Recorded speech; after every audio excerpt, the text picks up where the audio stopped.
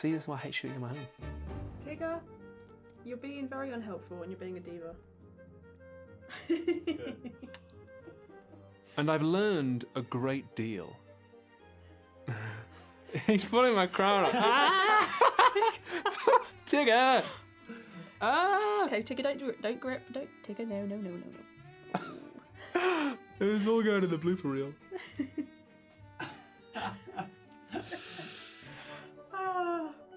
I'm gonna cut you out if you keep misbehaving. This is a game for him. Tigger! I need you to behave, please. We've only done one paragraph, and there's like several to go. No. No. Nope. No. Jesus Christ. Come here. Children and animals. Right, there we go. Ooh. Thank you, Tigger. That lovely hug. Oh my.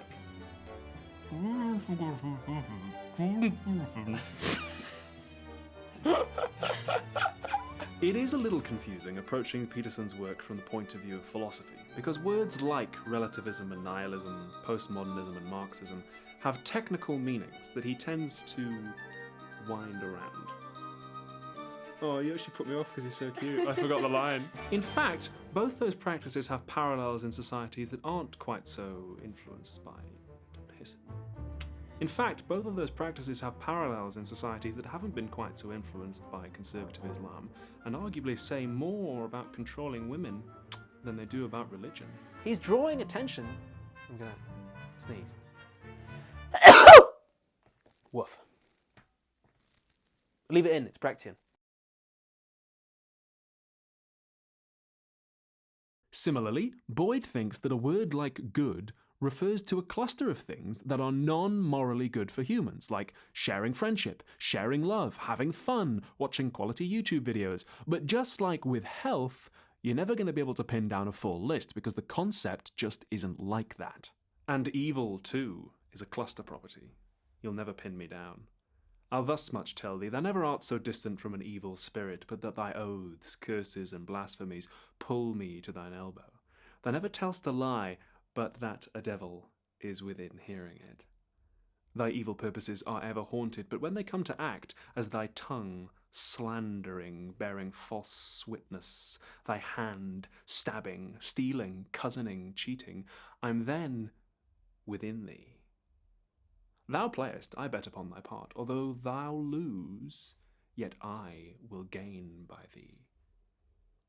Basically what I'm saying is I like to keep you all on your toes. Boyd takes his theory in a bit of a different direction from Harris, though.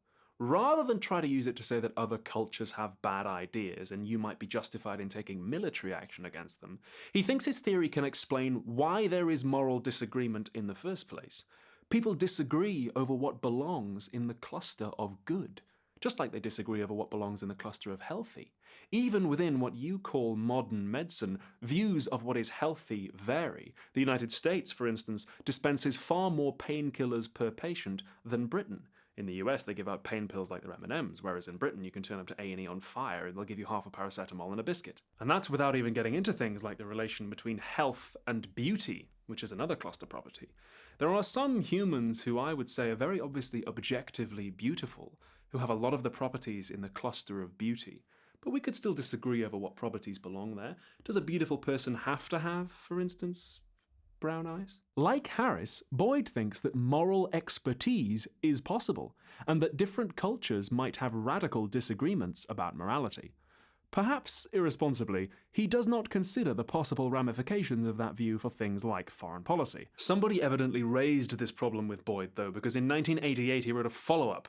His response, instead of beginning with, "Thou shalt not kill," was this. By way of examining the question of moral chauvinism, I define three relations of commensurability which might obtain within a tradition of inquiry. Semantic commensurability obtains just in case there is a common subject matter for all the temporal stages of the tradition and its various subtraditions. Global methodological commensurability obtains just in case the differences between the prevailing theoretical conceptions between any two tradition or subtradition stages are always resolvable by the appropriate application of research methods involved by each. Local methodological commensurability obtains just in case this sort of resolution is always possible for the differences between consecutive tradition stages or between contemporaneous stages of different subtraditions within the tradition of inquiry in question. Oh, good.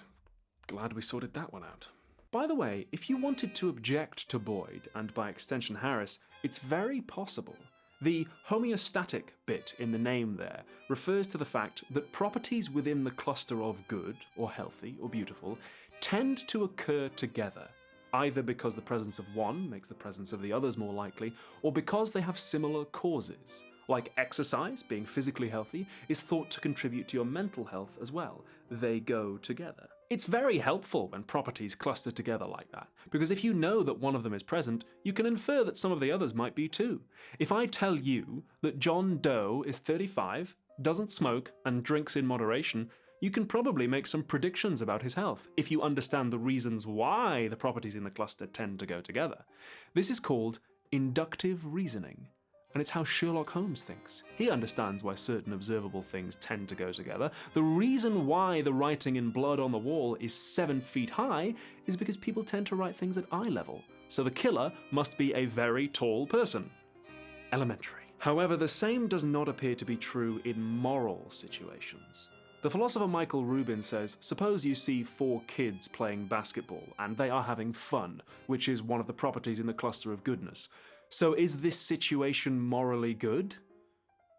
Well, maybe they stole the ball. Maybe they're skipping school. Maybe one of them's boring the shit out of his friends by yammering on about Jordan Peterson.